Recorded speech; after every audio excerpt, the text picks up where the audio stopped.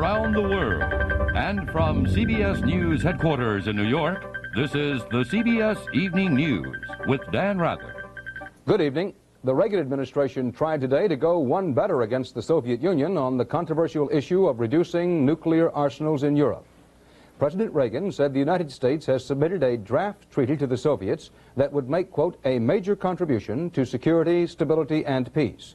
And he rejected a proposal by Soviet President Brezhnev that calls for a two-thirds cut in nuclear weapons based in Europe. More on this from Bill Plant at the White House. The U.S. draft treaty embodies the president's November arms reduction proposal that the U.S. would not deploy Pershing II and ground-launched cruise missiles in Europe as planned if the Soviets would dismantle their SS-4, SS-5, and SS-20 missiles.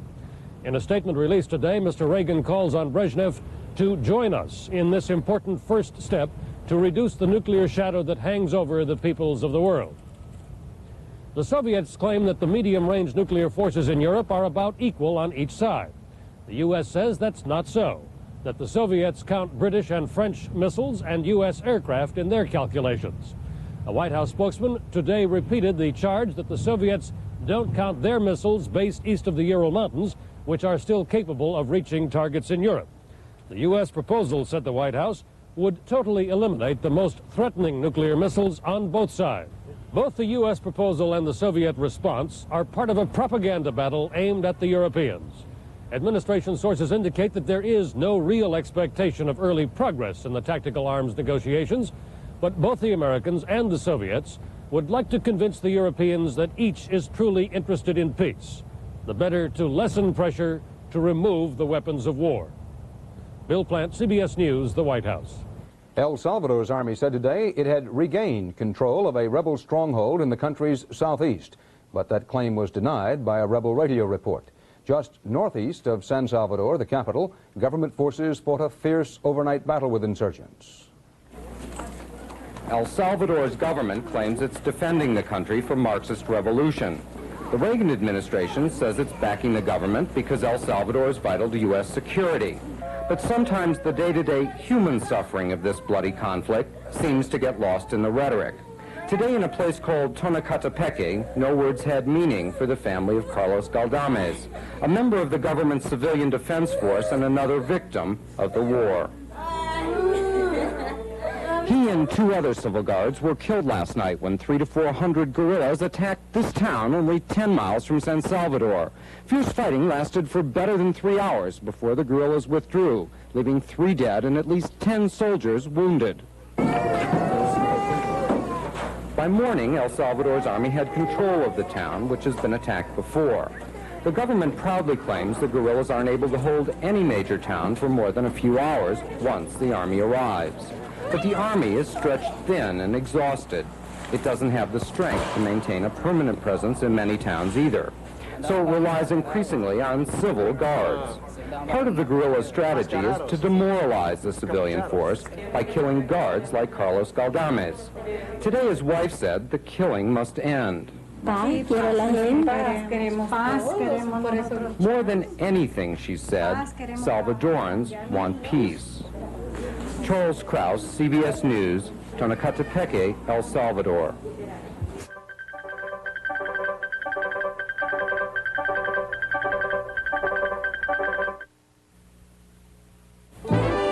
And now you have a new reason to drive Cimarron by Cadillac. Take retail delivery of a new Cimarron between now and March 31st, and Cadillac will send you a $750 cash bonus. That's $750 if you act by March 31st. See your participating Cadillac dealer now while there's still a good selection available. Cimarron, the answer. Best of all, it's my Cadillac. Reality tastes so fine. Reality pure and natural wine. Reality on ice. Reality so nice.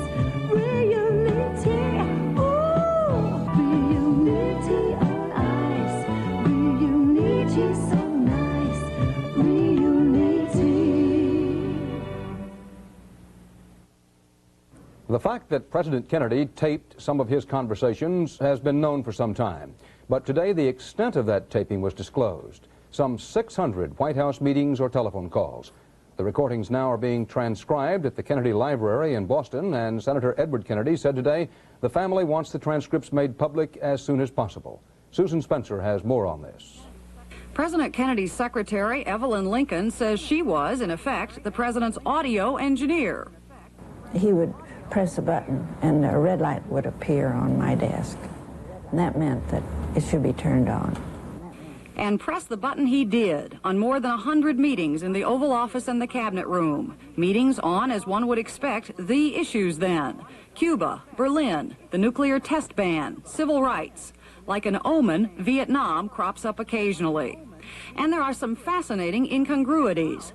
A meeting on Laos apparently got sidetracked with talk of British call girl Christine Keeler. The phone logs, too, include everyone who was anyone in the 60s. Members of the cabinet, many calls to Robert Kennedy, then Attorney General. Some to former presidents Truman and Eisenhower, to Senator Hubert Humphrey, Yugoslav President Tito. But who was Al, and what was said about the movie PT 109? Did LBJ really meet to talk about his gallbladder? And what about Brother Edward Kennedy's speed reading course? Senator Edward Kennedy today refused to be interviewed about the tapes, but a spokesman said he did not know that there was a recording system in at the time. Former cabinet member Dean Rusk said, though, the cabinet members did because there were microphones around. And Secretary Lincoln insisted the tapes were made only for honorable purposes. He wanted all of the most important events during his time to be recorded. And you see, he was going to keep these recordings for his memoirs. I think anyone would be happy to know that their remarks were being recorded, I would think.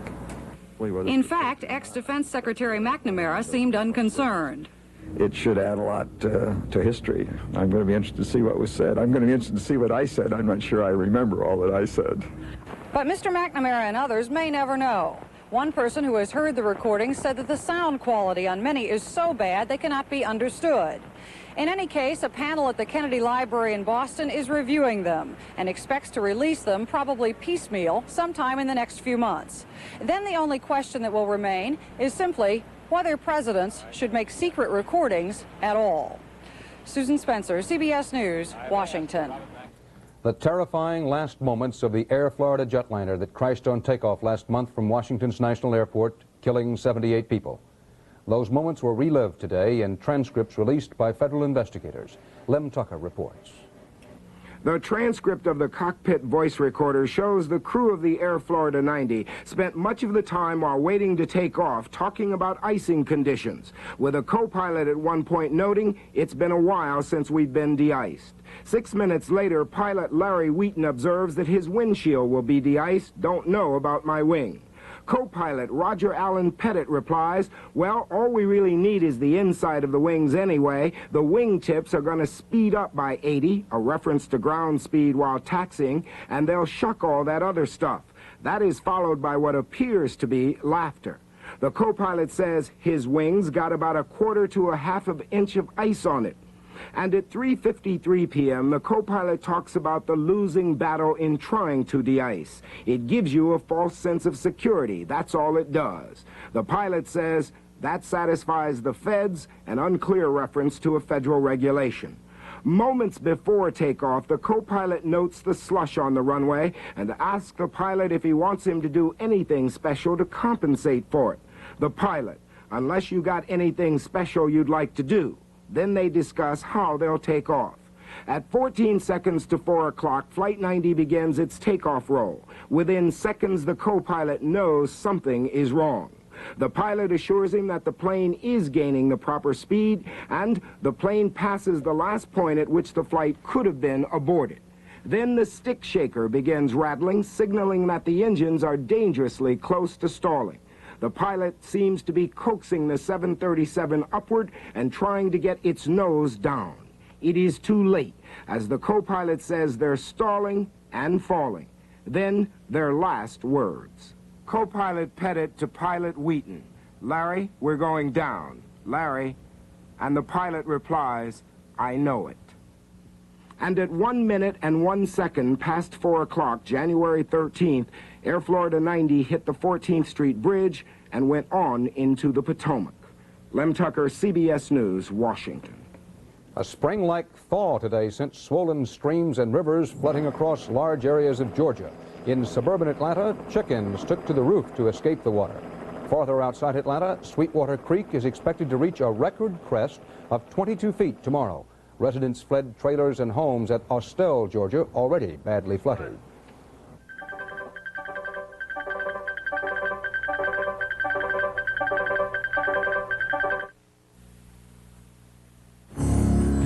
The praise is unparalleled for Chariots of Fire, a story of two men who run, not to run, but to prove something to the world. They will sacrifice anything to achieve their goals, except their honor. Two men eager to face their finest hour, men who race toward greatness in Chariots of Fire. Rated PG. Check newspapers for local listing. Spanish test tomorrow. Tango said means I am thirsty. I am thirsty. Wouldn't a tall, frosty glass of orange juice taste good right now? Wonder how you say orange juice in Spanish. I'm gonna get some orange juice right now. Wouldn't it be awful if we were out of orange juice? Donde está? Ah, there it is. 100% pure orange juice from Florida. It isn't just for breakfast anymore. President Reagan's economic policies drew new fire on Capitol Hill today. The Congressional Budget Office is preparing to estimate budget deficits for the next few years. The Budget Office estimate will be many billions of dollars higher than Mr. Reagan's own forecasts. And the President's Budget Director, David Stockman, conceded at a Senate hearing that the new federalism shift of social programs could cost some states more money. Jacqueline Adams has more about this. Budget Director David Stockman came to sell the president's new federalism program to a group of sharply critical senators. It was his first appearance before a congressional committee since his controversial interview in the Atlantic Monthly last December. Ohio Senator John Glenn was quick to question Stockman's credibility. And Mr. Stockman, we trusted you last year, and the public trusted you, and we were deceived, deliberately deceived. Now, I don't know whether your trip to the woodshed has led you to giving us straight figures this year, unaltered figures. But we believed you last year, and this Congress went along with all of the figures that you gave us, and we voted the programs in. The notion that somehow anybody has been misled, anybody has been deceived, anything has been rigged, is absolutely and utterly without foundation. Stockman said the states will benefit financially under the new federalism swap because Medicaid costs to be picked up by the federal government are rising rapidly, while food stamp and welfare costs to be turned over to the states are holding steady. But a number of senators suggested that the new federalism was an attempt to divert attention from the worsening economy. The overriding priority are two things: interest rates and unemployment. And when you go out and start talking, Mr. Stockman, about new federalism, the guy says, how do you eat it? Stockman denied the charge, saying that there could be more than one issue under discussion, unless, quote, you believe the federal government can't walk and chew gum at the same time. Jacqueline Adams, CBS News, Washington. During the first session of this Congress, the Senate, with a couple of exceptions, managed to avoid major fights over emotional social issues being backed by conservatives. Issues such as abortion, school prayer, gun control, women's rights, and so forth. But today, a showdown came on one: school busing. Phil Jones has that story. The Senate amendment passed today would not end busing, but it would bar busing of students more than 5 miles or 15 minutes to school. It would bar Justice Department use of funds to bring busing-related cases to courts, but it would allow the Attorney General to file suits to overturn existing busing orders. Opponent Lowell Weicker linked today's overwhelming 58-38 anti-busing vote to other current civil rights controversies. You can't take this vote as an isolated occurrence. The fact is there's less than enthusiastic response for the Voting Rights Act, The budget of the EEOC is cut back. We discussed the possibility of tax exemptions for schools that practice discrimination. It all adds up to one very big message, which is that we want to turn the clock back. Busing does not work. The cure is worse than the remedy. Busing is to desegregation what leaching used to be to medicine. It makes the patient worse. It doesn't achieve desegregation, and it hurts education. Weicker is expected to filibuster the authorization bill that is carrying this anti-busing amendment. He concedes that he can't win, he can only stall. But he predicts that the court will eventually rule such a restriction unconstitutional. Phil Jones, CBS News, Capitol Hill. The anti-terrorist offensive by Italian police goes on. Today they said they had discovered a major Red Brigade's arms cache near the northern city of Treviso. The haul included grenade launchers, machine guns, explosives, and thousands of rounds of ammunition. 1 week after his rescue in Italy, U.S. Army General James Dozier today was in Washington. As Leslie Stahl reports, Dozier, among other things, traded quips with President Reagan. This may have been one of the few times a president has been upstaged at a Washington function. Early this morning, more than 3,000 people at the National Prayer Breakfast gave General James Dozier a loud and enthusiastic standing ovation. General Dozier, I know you don't like being praised for what you only consider was doing your duty. Forgive me, I'm going to pull rank on you. We want to give thanks to God for answering our prayers. Welcome home, soldier. Noting that last year's prayer breakfast came on his birthday, the president turned his thoughts to the Bible. I recall that Moses was 80 when God commissioned him for public service. And he lived to be 120. And Abraham was 100 and his wife Sarah 90 when they did something truly amazing. And he lived to be 175. Just imagine if he had put $2,000 a year into his IRA account. After a brief meeting in the Oval Office with the Reagans and the Italian ambassador, the Doziers went to the Pentagon, where a new sketch was on display showing the tent where he was held captive and the bunk to which he was chained for most of the 42 days. The thing that's most distressful right now is that they took all of my 1981 income tax information. And I brought that up to the president this morning. What did the president say? He said, good luck. Leslie Stahl, CBS News, the White House.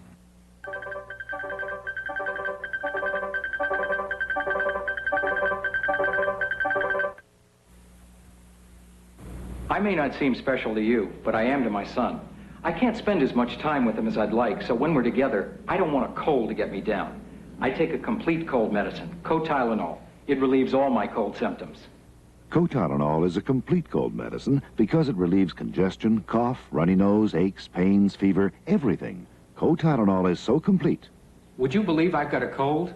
Co-Tylenol, complete cold medicine. No cold product relieves more cold symptoms.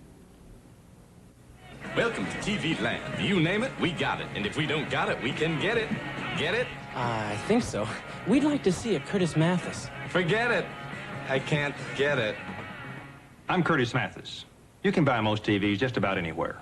But you can only get a Curtis Mathis from someone qualified to sell and service it. A Curtis Mathis dealer. That makes us a little harder to find, but well worth the effort. Curtis Mathis, the most expensive television in America, and worth it.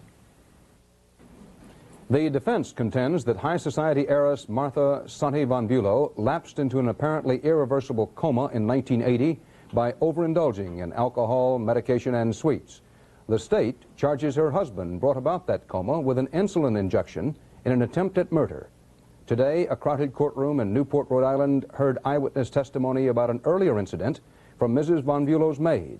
Morton Dean was at the trial. What did you call Mrs. von Bülow? I called her Madam. Now, Mr. von Bülow. I called him Sir. She called herself Mrs. von Bülow's, Madame's, personal maid. Well, I worked for her every day.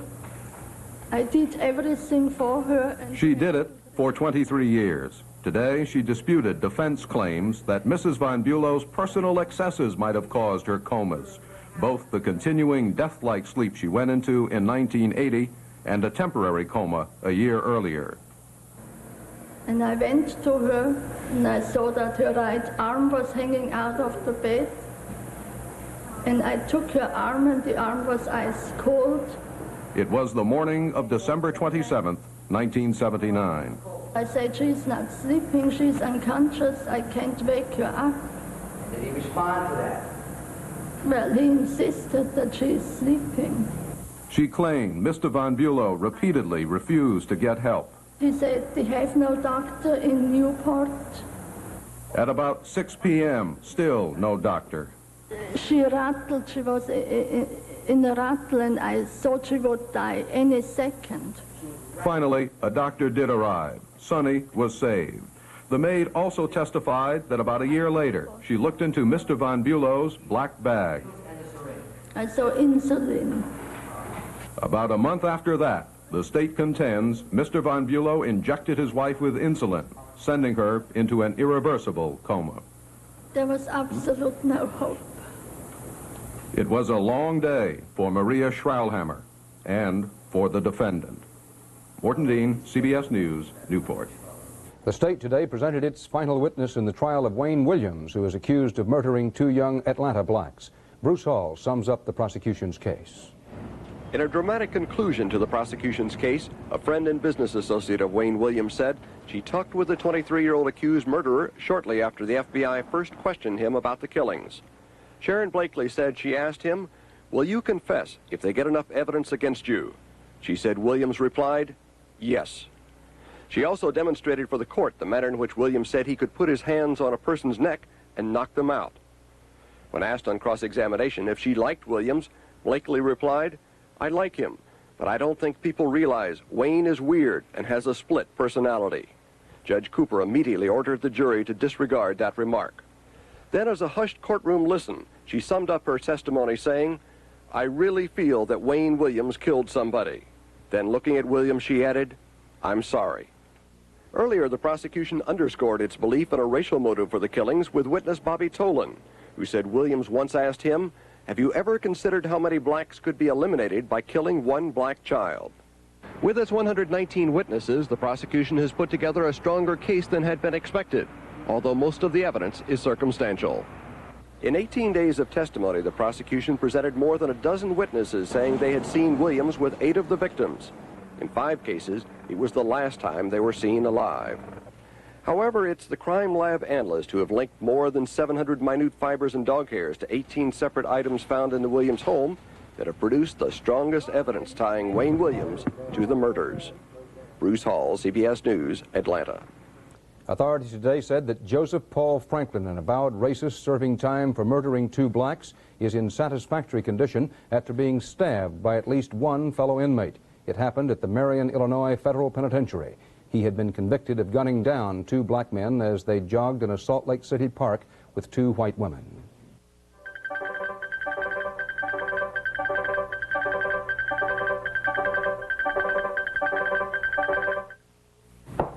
You seem upset, Mrs. Anders. Not really. It's just... Touch of constipation.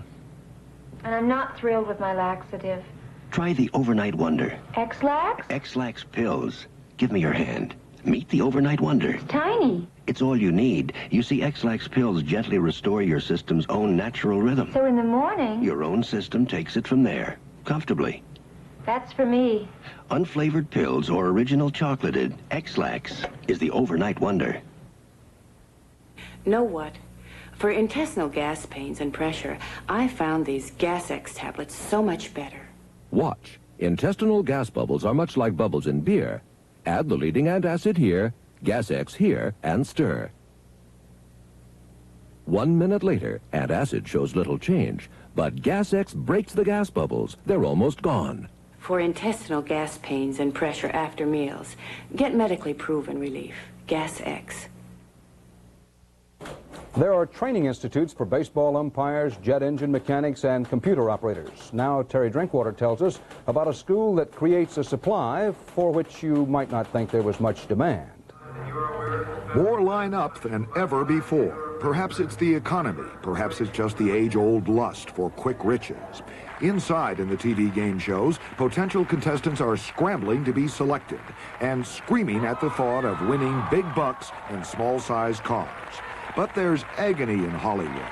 Who will get chosen to go on? Not many.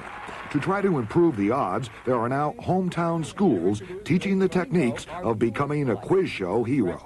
These people are getting money hungry, I can tell. They want to win that $20,000. This class is $75. You pay. First, how to impress the producers. Just by your body language, your enthusiasm, your appearance, the way you look. And avarice and spunk. I want to get on Answer and win. But, says one instructor surveying the class, it takes much more, students. Now, they're looking for youth, but you present so young that I think they would still get you on. Gestures help, too. Bantering with show hosts is encouraged. I'm not easy, but I can't be had. Promising contestant, says the teacher. This is clearly not a course in quiz facts. It's the style that's taught, and another simulated show. Was Priscilla Presley Elvis's only wife, yes or no? Malcolm. Yes. Answer correct, but... Malcolm, you've got to let the kid out some more, because you're reserved. You're tight. And Roy, frankly, you're too introverted. And they're looking more for people who are extroverts. So remember times when you were really an extrovert, like that great party, and you got it. As they tape the next classroom show, Pam's smiles judged radiant. Partner John's judged scared-looking. Meanwhile, there's the kissing problem. Lots of it is apparently desired for the real shows. Karen's good, but Donna just walks off the set without even an embrace for MC Wink. Let Wink, you know, what they say, kiss you off, okay? After screening their own reruns, most pronounce themselves ready and desperate to get on. It's really an emergency that I get on a big money game show now because I'm engaged. But remember... Smile. That's the camera's on you. Here we go. Well, maybe it will be. But it's a long way from the classroom to the riches of Hollywood. Terry Drinkwater, CBS News, San Diego. All right. And that's the CBS Evening News for this Thursday. Dan Rather reporting from New York. Thank you for joining us. Good night. Home fires can get a good start before smoke reaches the smoke detector upstairs. Fire prevention experts agree one just isn't enough. First Alert, America's leading producer of smoke detectors, recommends this plan. One smoke detector on the basement ceiling, another on the main floor, and a third upstairs. Your escape route should have the First Alert with escape light. The First Alert plan. The earlier the warning, the more time to escape. Now there's a new traveling First Alert, too. When I heard that DuPont was building a chemical plant right next to here, I figured it was goodbye gardens. But DuPont installed equipment to minimize noise and systems to control air and water pollution to meet or surpass all local, state, and federal regulations. Turns out DuPont cared about the natural environment as much as I did. Now people come to see my gardens and never realize just beyond the trees there's a DuPont chemical plant going full tilt. DuPont, makers of better things for better living.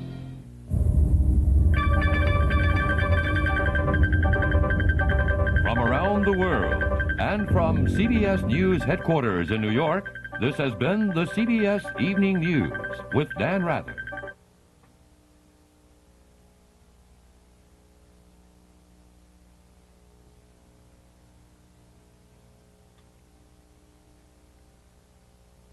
This is CBS. A Cheatham County deputy was shot and killed early today while investigating a burglary. That story coming up next on Eyewitness News. You know those items you ladies buy. Well, you'll find they've turned into big values this week at your Dollar General store. Right now, shop a great selection of knit slacks or these beautiful tops and blouses in plaids, pastels, and bright colors. All in misses, petites, juniors, half, and full sizes, just $5 each. Why spend more for products that cost so much less at your Dollar General store? Because every day is Dollar Day at the Dollar